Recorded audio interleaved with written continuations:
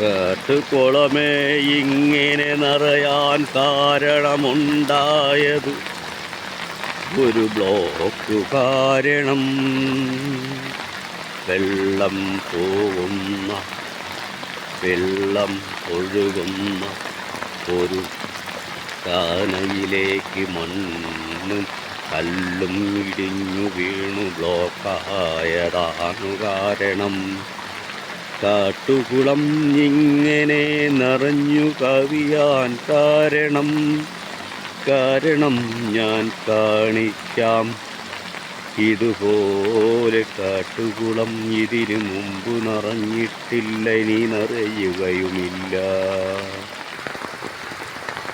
നിറഞ്ഞു കവിഞ്ഞൊരു കാട്ടുകുളം കാണാം നമ്മൾക്ക്.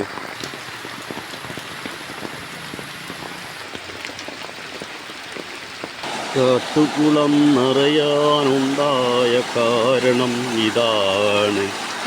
ഇവിടെ ഇങ്ങനെ കല്ലിടിഞ്ഞു ബ്ലോക്കായി, പോസ്റ്റുകളും കല്ലുകളും ഇടിഞ്ഞു ബ്ലോക്കായി.